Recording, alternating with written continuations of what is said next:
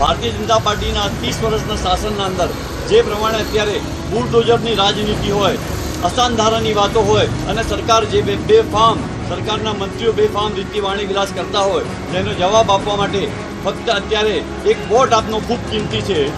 આ મુદ્દે રાજનીતિ ગરમાઈ અને નાયબ મુખ્યમંત્રી હર્ષ સંઘવીએ આમ આદમી પાર્ટી અને ઇમરાન ખેડાવાલા પર પ્રહાર કર્યા।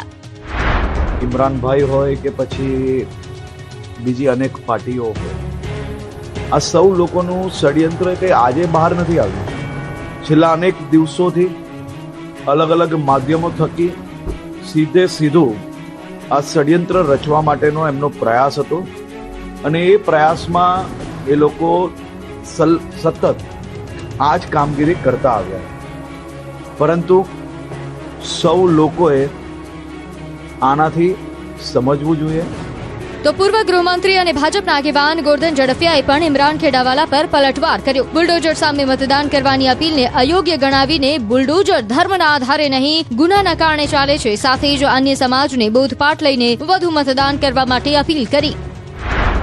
બુલડોઝર ફરે છે તો અનૈતિક કામ કરવા વાળા માટે, અનધિકૃત વાળા માટે ફરે છે। એમાં જ્ઞાતિ, જાતિ, ધર્મ, સંપ્રદાય ક્યાંય નથી આવતો, પરંતુ આના આધારે જો એ ધારાસભ્ય હોય કે કોઈ પણ સમાજના મૌલવી હોય કે જે પણ પ્રકારના લોકો હોય જે ફતવાઓ બહાર પાડી રહ્યા છે, અને આ દર ચૂંટણીમાં આ જ પ્રકારની માનસિકતા જો બહાર આવે તો અનેક હિન્દુ ધર્મના સાધુ સંતો સંપ્રદાય બહુ મોટા વરિષ્ઠો છે, મહંતો છે, આચાર્યો છે, મહામંડલેશ્વરો છે, ક્યારેય બહાર પડતા નથી। અમદાવાદ મહાનગરપાલિકાની ચૂંટણી બની લોહિયાળ કુબેરનગરની તોમર સ્કૂલમાં કોંગ્રેસ અને ભાજપના કાર્યકરો બાખડ્યા। અમદાવાદ મહાનગરપાલિકાની ચૂંટણી લોહિયાળ બની હતી। આકરી ગરમી વચ્ચે થયેલી ચૂંટણીમાં ગરમીના દ્રશ્યો સામે આવ્યા। અમદાવાદના કુબેરનગર વિસ્તારમાં આવેલી વીવી તોમર સ્કૂલમાં ભાજપ અને કોંગ્રેસના કાર્યકર્તાઓ આમને સામને આવી ગયા હતા। કોંગ્રેસ અને ભાજપના કાર્યકરો વચ્ચે મારામારી થઈ। મતદાન ચાલી રહ્યું હતું ત્યારે માથાકૂટ થતા મતદારો પણ ડરી ગયા। દહેશત ફેલાઈ અને બબાલ એટલી વધી ગઈ કે પોલીસ કર્મીઓએ વચ્ચે પડી માંડ મામલો થાળે પાડ્યો હતો। પોલીસ દ્વારા તેઓને છોડાવવાનો પ્રયત્ન કરવામાં આવ્યો હતો। મેઘાણીનગર પોલીસ ઘટના સ્થળ પર પહોંચી હતી અને પોલીસ દ્વારા કોંગ્રેસના ઉમેદવાર નિકુલસિંહ તોમરને સ્થળ પરથી દૂર કરવામાં આવ્યા હતા। કોંગ્રેસના ઉમેદવાર નિકુલસિંહ તોમરે આક્ષેપ કર્યો છે કે વીવી તોમર સ્કૂલમાં મતદાન ચાલી રહ્યું હતું ત્યારે ભાજપના ઉમેદવાર ગિરિવરસિંહ શેખાવત અને કલાબેનનો પુત્ર તેમજ અન્ય કેટલાક લોકો સ્કૂલમાં પહોંચી અને બોગસ વોટિંગ કરાવતા હતા। તેના કારણે થઈને હું ત્યાં પહોંચ્યો ત્યારે મારી સાથે બોલાચાલી કરી હતી। ઇજાગ્રસ્ત ભાજપના કાર્યકર સુરેશ યાદવે પોલીસ ફરિયાદ નોંધાવી પોલીસ દ્વારા સમગ્ર મામલે ગંભીર નોંધ લઈ હાલમાં મારામારી કરનાર લોકોને પકડવાની પણ કાર્યવાહી શરૂ કરવામાં આવશે। બાદમાં કોમર્સ સ્કૂલ ખાતે ચુસ્ત પોલીસ બંદોબસ્ત પણ ગોઠવી દેવામાં આવ્યો હતો। અમરેલીના મોટા આંકડિયા બેઠક પર આપ અને ભાજપના કાર્યકરો વચ્ચે ટપલી દાવ। અમરેલી જિલ્લામાં સ્થાનિક સ્વરાજ્યની સંસ્થાઓની સામાન્ય ચૂંટણીને લઈને બબાલ થઈ હતી। મોટાભાગની બેઠકો પર શાંતિપૂર્ણ માહોલમાં મતદાન થયું હતું, પરંતુ અમરેલીની મોટા આંકડિયા બેઠક પર આપ અને ભાજપના કાર્યકરો વચ્ચે ઘર્ષણ થયું હતું। અહીં મતદાન મથક પર ભાજપ દ્વારા ડુપ્લિકેટ મતદાન એજન્ટ બેસાડવામાં આવ્યા હોવાના આક્ષેપો સાથે આમ આદમી પાર્ટી અને ભાજપના કાર્યકરો સામસામે આવી ગયા હતા। આપ અને ભાજપના કાર્યકરો વચ્ચે ટપલી દાવ થયો હતો। આ આખી ઘટનાને આપના કાર્યકર હાર્દિક વગાસિયાએ સોશિયલ મીડિયા પર લાઈવ કરીને સાર્વજનિક કરી હતી। વાત એટલી વણસી હતી કે આકરા તાપમાં કાર્યકરોનો પારો પણ સાતમા આસમાને પહોંચ્યો હતો અને બંને પક્ષના કાર્યકર્તાઓ વચ્ચે બોલાચાલી બાદ ટપલી દાવ જેવી માથાકૂટ પણ થઈ હતી। તંગ બનેલી સ્થિતિને પગલે વાતાવરણમાં ભારે તણાવ જોવા મળ્યો હતો। એક કાર્યકરે તો દિવાલ પર ચડીને ખુરશીઓથી હુમલો કરતો પણ નજરે પડ્યો હતો। આ તરફ કેશોદ નગરપાલિકાની ચૂંટણીમાં કોંગ્રેસના વોર્ડ નંબર 2 ના ઉમેદવારનું બટન બંધ થવાનો આક્ષેપ। જૂનાગઢના કેશોદ નગરપાલિકાની ચૂંટણીને લઈને હોબાળો મચી ગયો। ઈવીએમ મશીનમાં કોંગ્રેસના વોર્ડ નંબર 2 ના ઉમેદવારનું બટન બંધ થવાનો આક્ષેપ સાથે કોંગ્રેસ અને ભાજપના કાર્યકર્તાઓ વચ્ચે ઝપાઝપી થઈ હતી। ઉમેદવાર અમીન મહિડાએ પ્રિસાઇડિંગ ઓફિસર સામે આક્ષેપ કરતા ગરમાગરમી થઈ હતી। વિવાદિત મતદાન મથક પર ફરી મતદાનની માંગ કરી કોંગ્રેસ કાર્યકરોએ નારેબાજી સાથે વિરોધ કર્યો। ઈવીએમ મશીન બદલાવવાનો નિર્ણય લેવાતા મામલો શાંત પડ્યો। અમદાવાદના જોધપુર ગામમાં મતદાન મથક પર બબાલ થઈ યુવકનો મતદાન અગાઉ જ મત અપાઈ ગયાનો દાવો થતા ખળબળાટ મચી ગયો। ઘરનો પ્રસંગ પતાવી મતદાન કરવા ગયો ત્યારે મતદાન અગાઉ જ મત અપાઈ ગયાની યુવકને માહિતી મળતા વિરોધ કર્યો હતો। મતદારે હોબાળો મચાવતા પીઆઈ સહિતનો કાફલો મથકે પહોંચ્યો હતો।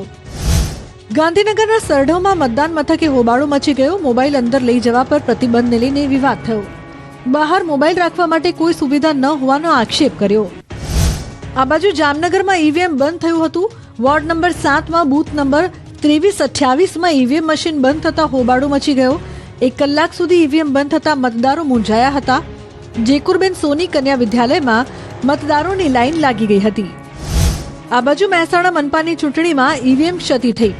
વોર્ડ નંબર 6માં ઈવીએમ બગડ્યું હતું, જેથી કૃષ્ણના ઢાળમાં સાર્વજનિક સ્કૂલમાં મતદારોની લાઈન લાગી હતી. ઈવીએમ ખોટવાતા વડોદરાના માંજલપુરમાં હોબાળો મચી ગયો. માંજલપુરની અંબે સ્કૂલ રૂમ નંબર 30માં ઈવીએમ ખોટકાયું હતું, જેથી વહેલી સવારથી કતારોમાં ઉભેલા મતદારો અકળાયા હતા, જેથી અધિકારીઓમાં પણ ઈવીએમ ખોટકાતા દોડધામ મચી ગઈ હતી.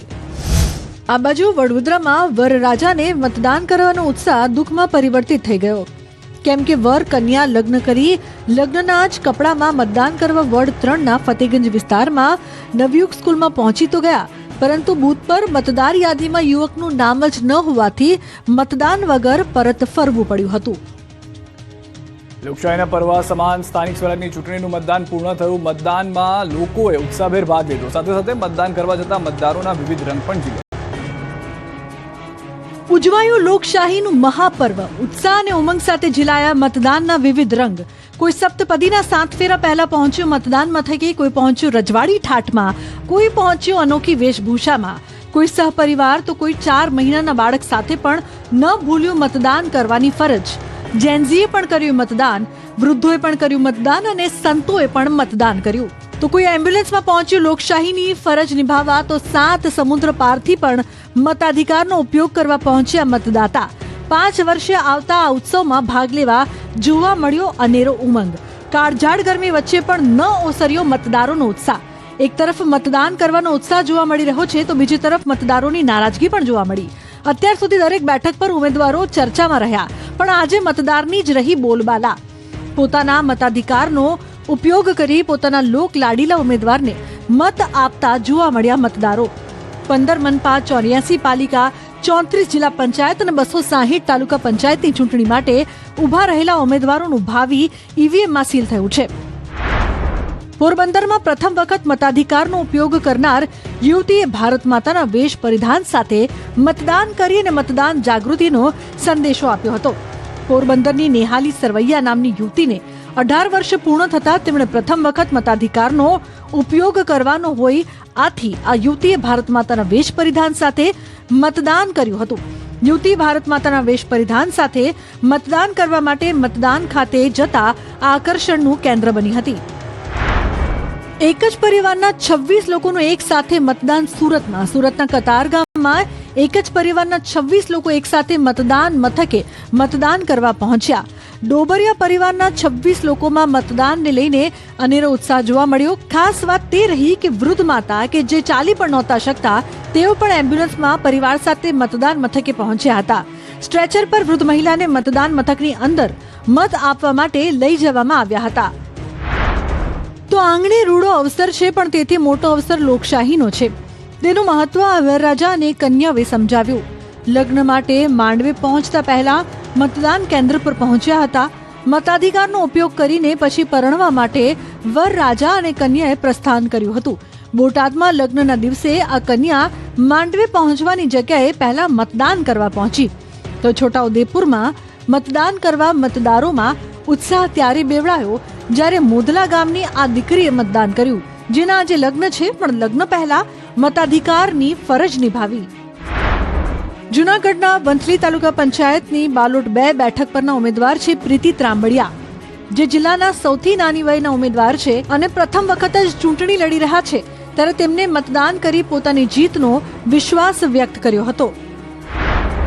તો વડોદરા શહેરમાંથી માતૃત્વ અને નાગરિક ફરજનો સુમેળ સાધતો કિસ્સો પ્રકાશમાં આવ્યો છે. ફતેપુરા વિસ્તારની એક શાળામાં એક જાગૃત માતાએ પોતાના માત્ર 4 મહિનાના બાળકને તેડીને મતદાન કર્યું હતું. પોતાના સંતાનની સાર સંભાળ રાખવાની સાથે મતાધિકારનો ઉપયોગ કરીને આ મહિલાએ સમાજમાં મતદાન જાગૃતિનો એક મજબૂત સંદેશ વહેતો કર્યો. અરવલ્લીના સાઠંબામાં પણ 110 વર્ષના વૃદ્ધ લારીમાં બેસીને મતદાન કરવા પહોંચ્યા હતા. વૃદ્ધાનો પુત્ર માજીને લારીમાં બેસાડી મતદાન મથકે લાવ્યો હતો તો મતદાન મથકે હાજર પોલીસ જવાને માજીને ઉંચકીને મતદાન મથક અંદર લઈ જઈ મતદાન કરાવ્યું હતું.